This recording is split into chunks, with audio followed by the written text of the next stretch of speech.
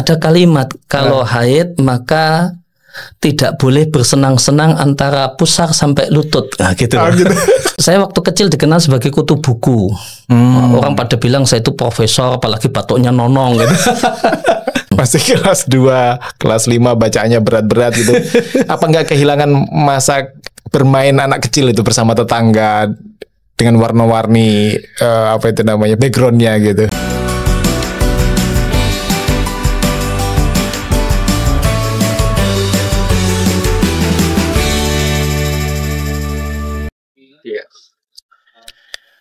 Assalamualaikum warahmatullahi wabarakatuh.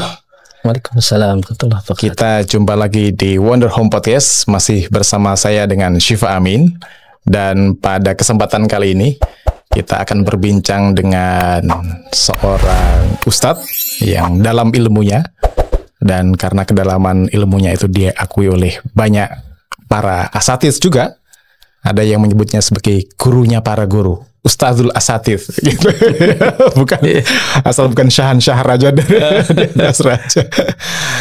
Beliau adalah Ustadz Dr. Aris Munandar. Apa kabar Ustadz? Alhamdulillah baik.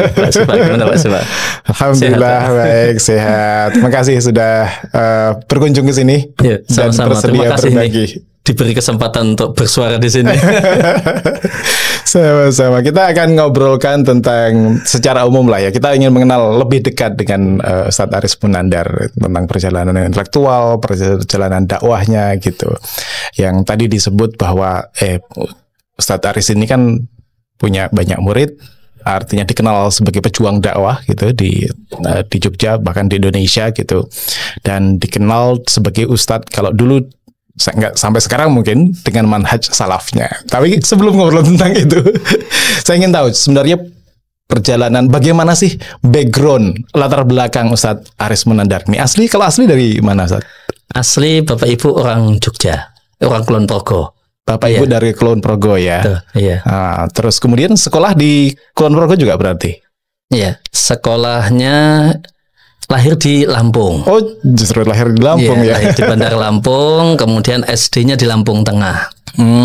Nah, setelah selesai SD, Bapak itu punya program pengen supaya anaknya nggak hilang Jawa nih. Oh gitu. Iya. Terus dikirim balik ke Jogja. Kulon Progo. Iya. Ke Jogja. Nah, itu ketika itu masih ada nenek, ada kakek. Oh, di Kulon Progo ini masih. Di Pengasih itu dari ibu, kemudian di daerah Bendungan itu dari bapak. Oh, ibu di daerah Pengasih di Kulon Progo. Betul. Itu. Terus bapak itu di Bendungan. Iya. Nah, terus sekolahnya akhirnya sekolahnya di SMP itu di SMP 1 Pengasih. Oh, di SMP 1 Pengasih ya. Iya, tapi saya tinggalnya ngekos. Oh, ngekos. Ngekos di di rumah kakek nenek? Enggak.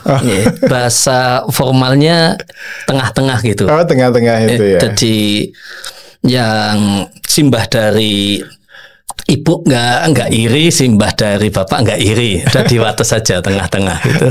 Oke, berarti itu SMP umum ya, SMPN negeri. SMP negeri. SMA-nya juga. SMA-nya SMA 1 Wates. SMA 1 Wates. Paling bagus sekulon Progo. Nah, kalau dari riwayat pendidikan kan nggak kelihatan itu bibit-bibit keilmuan keustatannya itu didapat dari mana? Kalau belajar secara dalam konteks keagamaan lah gitu, mendapatkan paparan atau ajaran belajar agama itu sewaktu di mana Mas Ustadz? Ya, pertama dari lingkungan rumah ya. Bapak itu aktivis Muhammadiyah. Kalau ibu sih cuma ikut-ikut bapak saja gitu. Aktivis Muhammadiyah. Aktivis Muhammadiyah. Di Lampung. Di Lampung. Beliau aktif di PCM apa tadi? Trimurjo atau apa tadi itu? Ya, beliau aktif di PCM Trimurjo, dekat kota Metro itu. Oh, di Lampung Metro. Bahkan dari cerita yang saya tangkap, bapak itu aktif ngisi training yang Muhammadiyah, mungkin Darul Arkom. Darul Arkom di kecamatan itu ya. Iya. Trimurjo tadi itu ya. Bahkan kalau nggak salah, bapak cerita tuh ngisi di Metro juga. Jadi ngisinya di sudah level Darul Arkomnya PDM gitu, begitu. Yang saya tangkap daerahnya ya. Iya. Meskipun kayaknya aktifnya fokusnya di tadi Di Trimurjo tadi. Trimurjonya tadi. Berarti dari awal memang dibentuk atau dikasih teladan oleh Bapak secara keagamaan. Begini loh. Atau gimana proses pengetahuan keagamaannya itu ditularkan kepada putranya? Kalau Bapak itu lebih banyak kepada keteladanan ya, nggak banyak ini. Kalau saya belajar ngaji dulu pakai kaidah Bardadiyah, turutan kata orang turutan, Jawa. Juz amma turutan itu ya. Yang ngajari ibu gitu. Dari ibu. Nah setelah bisa baca, zaman dulu kan ya baru kelas 2 itu baru bisa lancar baca. Iya, kelas 1 masih ini budi. Iya, masih belajar. Nah, setelah bisa baca itu saya suka baca semua bukunya Bapak itu. Jadi buku pelajarannya Bapak itu karena Bapak guru agama. Oh, guru agama Bapak. Di SD. Nah, itu buku-buku yang beliau ya istilahnya buku referensi beliau di rumah itu semuanya sudah saya baca gitu. Oh, begitu sudah bisa baca, koleksi Bapak langsung dilahap itu. Langsung dilahap itu. Dan saya masih ingat itu. Saya baca mungkin buku fikih untuk kelas berapa gitu. Saya tanyakan sama Bapak karena saya anak kecil SD kelas 2. Itu bingung itu. Jadi bahasnya itu bab haid gitu. Bab haid. Iya, saya baca bab haid. Terus ada kalimat kalau haid maka tidak boleh bersenang-senang antara pusar sampai lutut. Nah, gitu. Gitu. Ketika istri sedang haid, nah, tidak boleh senang-senang di antara pusar sampai lutut gitu. Saya ingat betul, saya tanyakan sama Bapak gitu. Dijawab. Iya, Pak, ini maksudnya apa ini? Senang-senang antara pusar sampai lutut itu apa maksudnya? Bapak bilang, "Udah kalau udah gede nanti baru paham, baru dong gitu." Ini 17 tahun ke atas ini pertanyaannya. Iya, pertanyaan 17 tahun ke atas. Ditanyakan anak SD kelas 2. Kelas 2 ya. Iya. Bapak guru agama tadi itu ya, dan membaca apa itu namanya, buku-buku koleksi ayah. Betul. Oke. Nah, begitu SD sudah mulai baca, artinya kan rasa keingintahuan dan rasa itu tadi ya, curiosity-nya tadi itu lumayan besar. Iya. Sudah mulai baca apa saja selain buku-buku koleksi Bapak? Buku koleksi Bapak itu yang saya baca buku-buku ini, buku-buku ajar. Terus saya ingat ajar. Bapak itu punya terjemah Mukhtasar Sahih Bukhari, sepertinya sudah saya khatamkan juga itu. Iya, terus kelas 2. Iya, kelas 2 SD itu. Kemudian saya waktu kecil dikenal sebagai kutu buku. Orang pada bilang saya itu profesor, apalagi batuknya nonong gitu. Tanda-tanda yang jelas profesornya itu. Gitu. Terus saya senang sekali. Ya, dulu ya kalau anak kecil hobi baca majalah bubu itu nggak perlu itu iya. Jangan lupa itu natural sebagai anak kecil yang suka baca lagi gitu. Terus kalau yang masalah agama ini ada namanya, saya punya Pak Le, namanya Pak Suradal. Pak Suradal rahimallahu taala. Beliau aktivis Muhammadiyah, PNS, jadi guru di Madrasah Aliyah Negeri 1 Metro. Nah, itu Metro. Kalau liburan saya diajak Bapak nengok itu adiknya. Nah, saya di situ senang sekali karena dapat bacaan yang menurut saya sangat-sangat menarik gitu. Apa itu? Yang dikoleksi oleh si paman ini? Paman ini pengoleksi Ahasan gitu. Oh, Ahasan pendiri Persis. Iya, bukan pendiri Persis beliau itu. Bukan pendirinya malah ya? Bukan. Kalau pendirinya kan Haji Zamzami sama 3 orang. Ahasan tuh gabung setelah berdiri. Dari Singapura terus kemudian ke Bangil dulu atau ke Bandung ya, lupa. Tapi yang jelas orang Persis lah itu ya, tokoh dia Persis. Statusnya itu guru Persis, bukan pendiri Persis, bukan tapi pendirinya. Guru istilahnya yang membentuk intelektual Persis beliau, rahimahullah taala. Nah, itu di situ ada tanya jawabnya Ahasan. Tanya jawab. Terus paman saya Pak Le Suradal rahimahullah taala itu langganan majalah Al Muslimun. Yang saya sukai sekali itu tanya jawabnya, judul rubriknya Gayung Bersambut. Bayangkan, masih ingat itu. Gayung Bersambut itu kelas berapa tuh baca itu? Kelas 5 dan kelas 6 itu. Kelas 5-6 ya. Iya. Oh, dahsyat bacaan. Berat-berat ini. Ya, itu saya sudah selesaikan itu. Ya, Al Muslimun setiap edisi begitu ya, datang ke rumah Pak Le itu saya cari Al Muslimun edisi terbaru yang belum saya baca. Ya, kemudian tanya jawab Pak Hasan itu sudah saya selesaikan. Terus ya, tafsirnya Hasan namanya Al Furqan juga saya selesaikan gitu. Tapi paman ketika itu sudah mulai aktif ikut jamaah tabligh. Jamaah tabligh. Luar biasa juga itu, aktif di tabligh, juga Muhammadiyah, bacaannya persis gitu. Iya. Gitulah Indonesia gitu. Indonesia. Warna-warni. Apakah juga lingkungan di sekitar lingkungan Bapak maupun paman itu juga Muhammadiyah atau persis atau tabligh gitu memang? Kalau di Metro itu kan Muhammadiyahnya kental. Muhammadiyahnya kuat. Jadi lingkungannya secara umum masyarakatnya masyarakat Muhammadiyah. Ya, kalau dan kegiatan aktivis jamaah tabligh ya ada gitu. Kalau lingkungannya Bapak itu malah Islam tradisional kalau ya, Nahdien lah gitu. Iya, bahasa bebasnya demikian. Gitu. Dan dari rumah Bapak ke Paman itu 1 jam. Dari tempat Bapak ke Paman di Metro tadi itu 1 jam. 1 jam. Iya. Nah, oke, ini kan masih usia SD lah ya, masih kelas 2, kelas 5 bacaannya berat-berat gitu.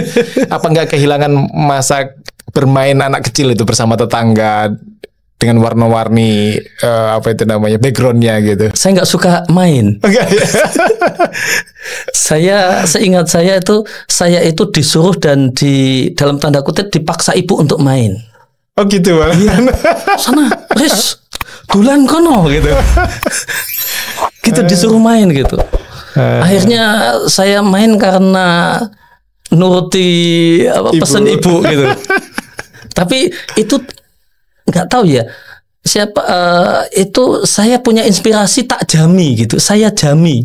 Oh, sudah disiplin waktu mengelola waktu. Iya, saya nggak mau mainnya lama-lama gitu. Saya main saya kasih jatah 1 jam. Saya jalan-jalan muter ke tetangga-tetangga. Itu saya suka lihat rumah tetangga cari jam sudah berapa menit. Orang itu kalau sekolah ngeliatin jam kapan pulangnya, ini kapan main kapan pulangnya. Iya gitu. Oke, itu masa-masa pembentukan awal lah ya, masa-masa SD itu. Nah, begitu dikirim ke Kulon Progo untuk SMP, SMA itu masih berlanjut juga itu tadi tradisi membacanya kah, tradisi belajar kepada orang-orang yang punya literasi keagamaan yang lumayan lah seperti Bapak, Ibu, terus kemudian Paman seperti yang di Lampung tadi itu. Di Kulon Progo masih berlanjut juga itu? Masih berlanjut. Di Kulon Progo itu ya saya bersentuhan dengan berinteraksi dengan jamaah tabligh. Karena saya sholat di musola. Musolanya itu milik Madrasah Aliyah Muhammadiyah. Madrasah Aliyah Muhammadiyah. Ada musolanya. Nah, itu yang aktif ngisi musola itu saya, kemudian ada aktivis jamaah tabligh. Jadi saya mulai sentuhan juga dengan beliau suka ngobrol. Kan biasa kan teman-teman jamaah tabligh itu kan seneng ngasih ceramah gitu. Gitu. Terus itu di usia SMP atau sudah masuk SMA?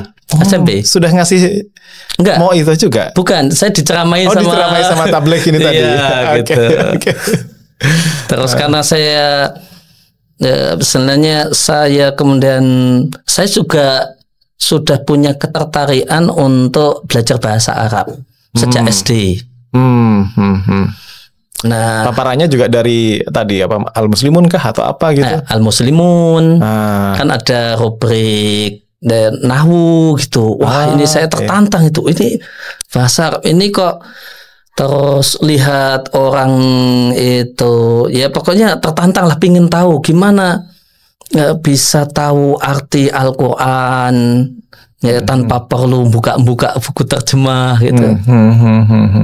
Terus mulai tertarik itu dengan acara pelajaran bahasa Arab di TPI waktu saya SD. TPI, Televisi Pendidikan Indonesia. Iya. Yang nggak berusia lama tapi sangat berarti pada. Iya, punya kesan khusus. Punya kesan ya. Terus waktu kelas 1 SMP itu ibu kos itu bawa suaminya kerja di Jakarta, pulang suka membawa harian Surya. Harian Surya, koran. Ya, koran. Nah, ketika itu ada tawaran di kolom pembaca itu, tawaran belajar bahasa Arab jarak jauh. Oh, PJJ. Iya, zaman dulu. Zaman dulu lah ya, versi dulu. Saya coba ikut, itu kelas 1 SMP. Yang menawarkan apa itu lembaganya? Kalau pribadi. Oh, pribadi. Iya, pribadi. Pribadi. Jadi ada kontaknya gitu. Nah, ya sudah kirim surat aja ke situ. Nah, kemudian dikirimi modul, dikirim latihan gitu. Gitu ya? Iya, dikirim modul terus ada latihannya, nanti suruh kirim balik gitu. Korespondensinya pakai surat itu Mas? Iya, pakai surat dulu. Pakai pos. Pakai pos. Iya. Kemudian diajari supaya murah itu pakai posnya itu nggak dilem. Oh gitu, nggak apa itu namanya amplopnya itu nggak dilem. Amplopnya nggak dilem. Itu nanti perangkonya lebih murah itu. Gitu ya. Karena bukan dokumen rahasia. Karena bukan dokumen rahasia, cuma ngerjain soal. Oke. Terus habis itu ada yang ngajak saya karena aktif di musola, ketika sholat, ngajak saya, ayo ada pengajian nahwu sorof loh. Setiap seminggu sekali. Yang di Masjid Agung Kulon Progo. Oh, di Masjid Agung Kulon Progo. Iya, jalan di sebelah kanan jalan, kalau dari sini habis terminal kanan jalan. Nah, itu seminggu sekali. Diasuh, diisi sama Mbah Kiai Nasrun, Muhammad Nasrun. Mbah Kiai Muhammad Nasrun. Ya, terkenal dengan sebutan Mbah Nasrun rahimallahu taala. Beliau ini ketua Majelis Tarjih Muhammadiyah Kulon Progo. Oh, ketua Majelis Tarjih yang ngasuh tentang nahwu sorof tadi itu. Iya. Nah, beliau menerjemahkan Ajrumiyah pakai bahasa Indonesia. Oh, oke. Kitab Jurumiyah. Iya, itu beliau terjemahkan. Kalamuna lafdzun mufidun. Iya. Tapi sudah diterjemahnya. Jadi ini terjemahannya. Oke. Terjemahannya. Nanti beliau itu ngajarinya materinya itu minggu ini nanti ada membaca Al-Quran, kemudian terjemah lafziyah. Habis itu ada pelajaran tajwidnya, pakai kitab Hidayatus Sibyan. Hidayatus Sibyan. Iya. Nanti setelah itu nahwu. Setelah itu nahwu. Jadi kayaknya kalau nggak salah ingat per setengah jam. Materinya banyak. Gitu ya. Dapat banyak gitu. Dapat banyak gitu. Sedikit-sedikit. Iya. Lafziyah. Setengah jam. Terus pindah materi. Tajwid Hidayatus Sibyan. Hidayatus Sibyan tajwid. Setengah jam. Habis itu nahwunya nahwu dari terjemahan beliau tadi, beliau menerjemahkan Ajrumiyah setengah jam. Oke. Berarti 1,5 jam kan. Habis itu setengah jam berikutnya tanya jawab. Nah, nanti minggu berikutnya beda. Minggu berikutnya beda. Qurannya masih, lafdiyahnya masih. Nah, tapi kemudian nanti materi berikutnya lain. Nahwunya tadi ada sorof. Oh, ada sorof. Ada sorof, diganti sorof. Terus ditambah bulughul maram. Hadis. Habis itu tanya jawab. Gitu. Luar biasa itu. Saya apal tasripan pertama kali dari beliau di pengajian itu. Oh gitu, di sarafnya itu ya. Iya. Fa'ala yaf'ulu dan seterusnya. Oh, itu sudah mulai dalam pengertian serius. Artinya nahwu kan basic sekali. Terus kemudian sorof itu kan pondasinya di situ ya, bahasa Arab itu ya. Iya, itu dapatnya seminggu sekali kan. Saya merasa kurang. Terus selebihnya belajar sendiri atau? Selebihnya saya belajar itu malah ada di malam saya masih nambah ngaji itu karena itu seminggu sekali ya. Saya merasa kurang ngajinya masuk seminggu sekali gitu. Setengah jam lagi. Oh, 2 jam. Yang apa? Oh 2 jam ya semuanya. Total kan 2 jam. Kalau total semuanya. Iya. Dari jam 8 sampai berarti sampai jam 10. Ini yang ngampu beliau sendiri. Ngampu beliau sendiri. Oke. Nah terus di luar itu? Di luar itu saya ngajinya malah sama Kiai NU. Oh gitu. Dulu ada di dekat Pasar Wates itu ada pesantren NU namanya Pesawat. Pesawat? Singkatannya Pesawat. Apa pesantren itu? Al-Quran Wates. Oh, pesantren Al-Quran Wates Pesawat. Oke. Saya di situ dapat ngaji. Ini saya dapat ngaji pesolatan, setor pesolatan. Kitabnya warnanya kuning. Oh, nama bukunya juga pesolatan gitu. Pesolatan. Itu isinya bacaan sholat. Itu kegiatannya setor bacaan sholat sama Pak Yai. Sama Pak Yai itu. Pakai ngantri, kemudian jalan jongkok, gitu. Ya sarogan itu ya. Iya. Jadi yang kayak di TV kemarin itu pernah dialami lah ya. Pernah. Jadi di belakang itu ngantri. Ini misalnya di sini, gitu. Kiainya di sini. Nanti yang sudah selesai nanti jalan jongkok gitu. Ke depan, duduk kemudian setor. Nanti udah mundur. Gitu. Itu saya katam itu pesolatan. Gitu ya. Gitu ya. Saya punya sanad. Ya, sanad pesolatan. sanad keguruan itu. Ditambah saya nyelesain juz amma sama beliau juga. Pak Yai juga beliau sama Yainya itu. Meskipun tapi juz amma juga belajar waktu di Lampung itu juga sudah tamat juz amma kan? Tamat juz amma. Tamat juz amma. Saya tamat juz amma beberapa kali gitu.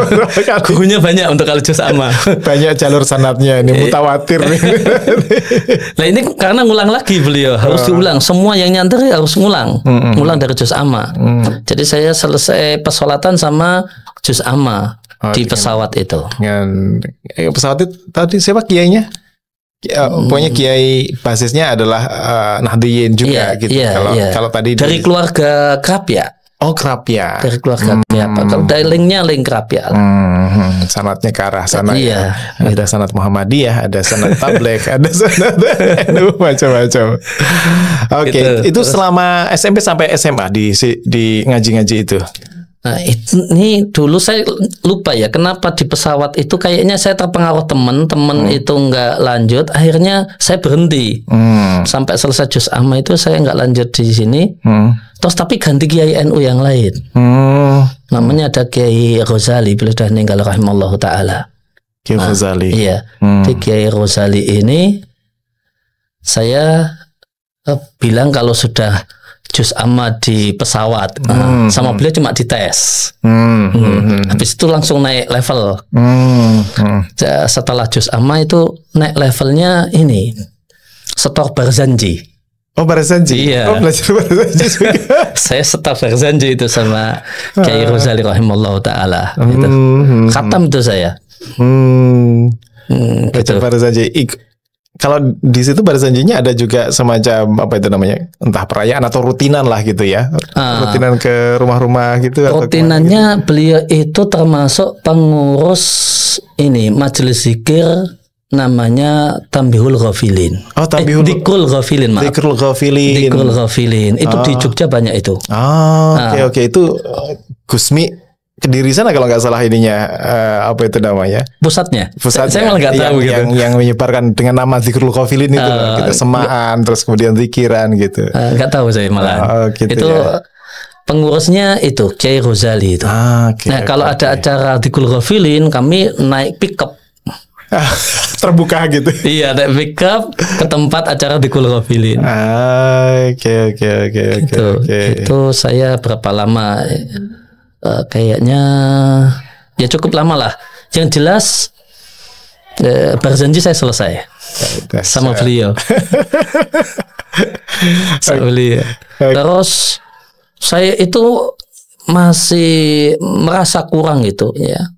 Merasa kurang satu ketika ada orang yang ngasih saya petunjuk kalau mau ngaji. Ini saya punya punya kiai, saya tak punya teman kenalan kiai, ngalim tenan, tapi nggak punya murid. Udah kamu belajar sama beliau. Namanya Kiai Suhudi. Kiai Suhudi. Itu akhirnya ini kalau kamu mau ke sana sowan, arahnya ke sana. Dulu kan nggak ada map ya. Pokoknya arahnya ke sana gitu. Nanti sampai ke ini beliau ada di daerah Ketungdang. Ketungdang, kecamatannya Temon. Temon itu Temon, ya istilahnya bandara itu kan di Temon itu. Temon itu. Nah, itu ada kampung santri. Ada kampung santri di Temon itu. Daerahnya Ketungdang. Terus belajar apa sama Kiai Suhudi ini tadi? Nah, beliau itu Kiai NU-nya NU Masyumi. NU Masyumi. Ya. Secara politik ke Masyumi. Secara politik ke Masyumi gitu. Terus beliau itu infonya yang saya ketahui ini termasuk yang paling pinter di angkatannya lulusan Termas. Lulusan pesantren Termas. Pacitan Jawa Timur. Dan beliau termasuk yang paling pinter gitu di angkatannya. Harusnya berapa tahun gitu beliau itu bisa matrikulasi ya, bisa nyingkat masa belajar.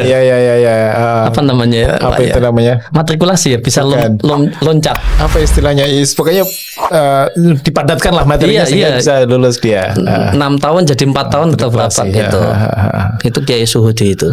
Dan beliau itu ya baca kitabnya lancar sekali.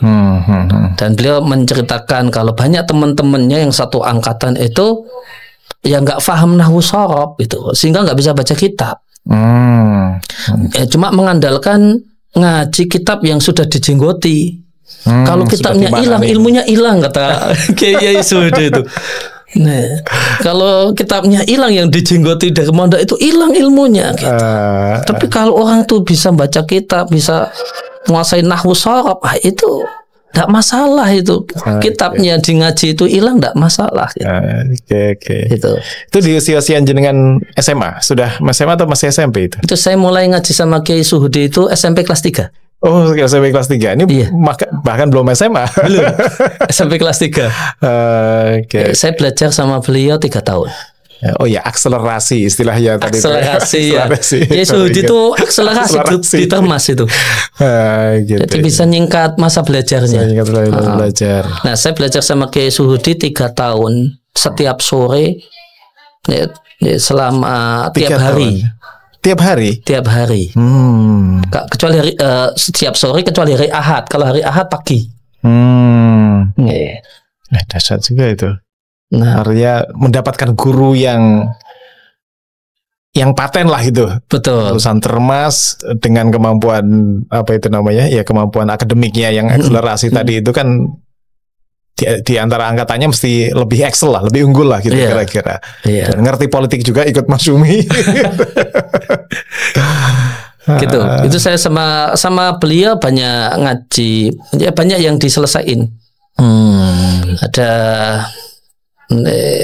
ngaji pokok dulu saya minta itu di awal datang saya minta tafsir Jalalain.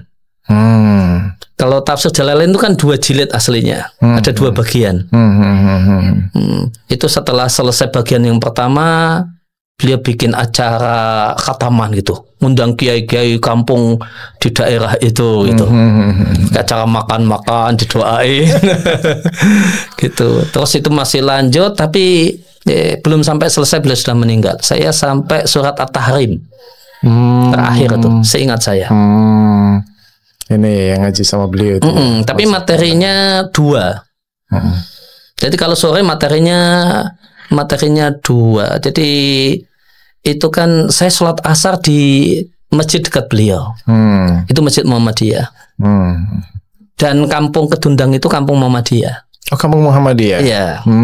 Terus tadi ngajinya segala macam itu di masjid atau di rumah beliaunya atau di masjid, di teras. Terus pas kadang kalau ada TPA rame pindah ke rumah beliau.